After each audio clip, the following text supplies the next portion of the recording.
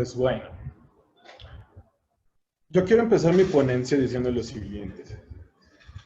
Ah, Como ya comentaron antes, yo me hice fan del metal a los 11 años. Todo fue culpa de un tío, hermano de mi mamá, que pensó que era muy buena idea que yo conectara con un género de música. Le pareció que el metal era la mejor opción por mi personalidad, por mi forma de proceder ante el mundo de la vida. Y pues básicamente tuvo razón, ¿no?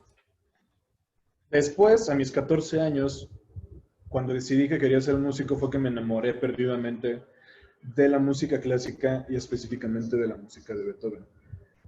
Y durante algunos años intenté encontrar una especie de relación entre ambas músicas y curiosamente lo conseguí. Al menos yo encontré la relación y es lo que vengo a compartir con ustedes hoy.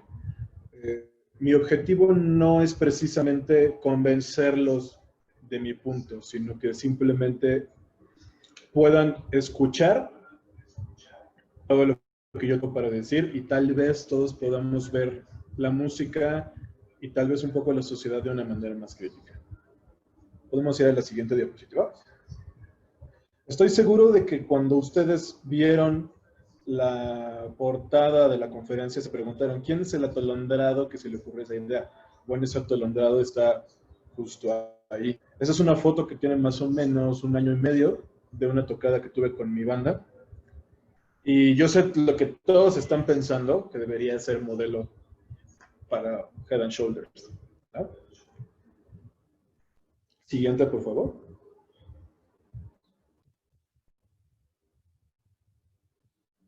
Ese atolondrado también no solo tiene esa faceta, sino que también es contrabajista desde los 14 años. He estudiado con varios maestros, he estudiado en 2 escuelas hasta ahora. Básicamente me han ayudado a abrir un poco mi perspectiva de cómo funciona la música, no solo en el aspecto artístico y en el aspecto, diría yo, semiótico, como diría un comunicólogo, eh, sino también en el aspecto técnico, o sea, cuáles son las habilidades que tú tienes que desarrollar para poder ejecutar una música de este estilo. Entonces, ahora vamos un poquito al tema que nos atañe. ¿Podemos ir a la siguiente diapositiva, por favor? Ese que ven ahí, yo creo que todo el mundo lo conoce. Su nombre es Ludwig van Beethoven. Nació en 1770 en diciembre. Y yo creo que ahora todo el mundo sabe que este hombre es una vaca sagrada. O sea, yo creo que ni siquiera lo podemos conceptualizar como una persona, sino como un héroe, como una leyenda, como un dios, una especie de dios apoteósico que alcanzó la iluminación a través de la música. No hay persona que no haya escuchado su nombre y que no haya escuchado su música, aunque nada más sea la sonata para piano tan conocida y tan cliché que nosotros la llamamos para Elisa, o aunque sea haber escuchado su nombre por las películas de San Bernardo, ¿no? Ahora, los más entendidos entendemos que Beethoven es uno o el compositor más importante de toda la música tradicional europea. Él pudo definir con sus sinfonías, con sus conciertos para piano, con sus conciertos, bueno, con su concierto para violín y sus demás sonatas para violín y piano, la profundidad que puede tener una interpretación, la dimensión sonora que puede llegar a tener una pieza y una orquesta sinfónica y el tamaño que requiere esa orquesta sinfónica para poder tener esa potencia de sonido, evidentemente. Antes de Beethoven la música nunca fue ni tan grandiosa ni tan enorme al mismo tiempo. Logró, desde mi perspectiva, plasmar el heroísmo, el dominio, la conquista, la fuerza, la valentía, el coraje que caracteriza la época en la cual vivió y que de hecho él pretendía llevar a cabo en su vida diaria, ¿no? Tanto lo intentó que pudo derrotar a la sordera que lo aisló del mundo y que lo convirtió, si ya de por sí era una persona complicada, lo convirtió en alguien completamente antisocial, ¿no?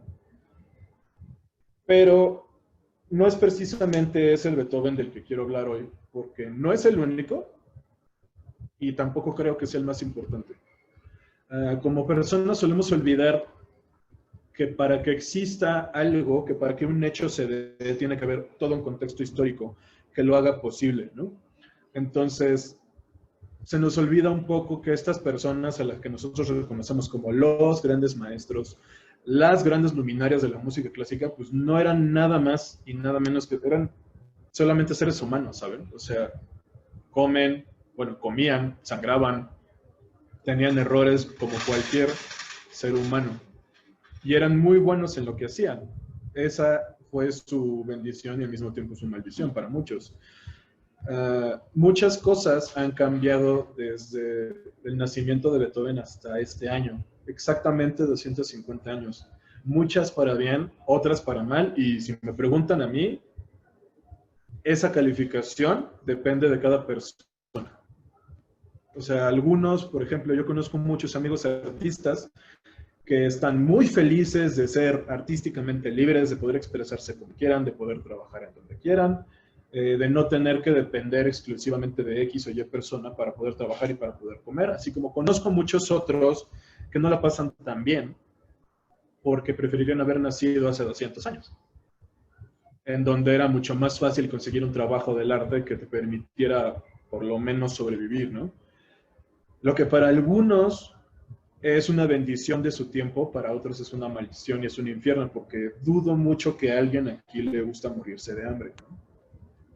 Ahora, si nos remontamos a la época de Bach y posteriormente a los tiempos en donde les tocó vivir a Haydn y a Mozart, pues entendemos que el tener un mecenas no era para nada inconveniente, ¿no? O sea, estos tres personajes que les estoy comentando jamás sufrieron, o bueno, al menos por muchos años, no sufrieron por hambre, ni por frío, ni por poder expresarse como querían.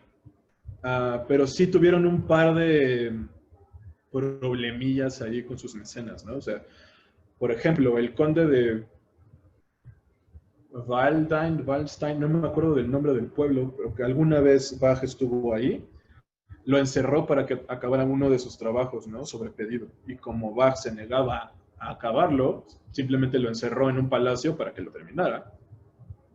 Yo no sé ustedes, después de 3 meses encerrado, no creo que haya sido muy agradable para Bach estar encerrado, ¿no? A Haydn más de una vez lo corrieron de alguna casa, de algún palacio perteneciente sobre todo a los príncipes húngaros que le dieron trabajo. Pero vaya, al menos Haydn y Bach no padecieron tanto esto. El que sí lo padeció y lo padeció enormemente fue Mozart, porque Mozart tenía un gran problema para comprender cómo es que siendo el mejor compositor de su tiempo y cómo es que siendo el gran genio que era, le tenía que servir a personas que entendían su trabajo como servidumbre. No se engañen, ser músico en esa época no era significado de glamour, no era significado de estar por encima de los demás. Tu trabajo era básicamente el mismo trabajo que el de alguien que le toca tender una cama, que le toca hacer de comer, que le toca ayudarle a un príncipe, a una princesa, a un conde, a una duquesa a vestirse todos los días. El músico era sirviente y Mozart se rehusaba a ser sirviente porque según él su arte no era un lujo más que podías llevar puesto, como una ropa o como una joya. Lo malo es que fue esa actitud rebelde y combinada con su vida escandalosa, llena de excesos, con sus desplantes prepotentes, sus ínfulas de superioridad y por sobre todo su incapacidad para administrar su economía, lo que acabó con su carrera y con su vida también. Y es en este contexto en donde Beethoven llega a Viena de 22 años. Pero antes de hablar de su llegada a Viena, quiero hablar un poquito sobre cómo fue la vida de Beethoven antes. Beethoven nació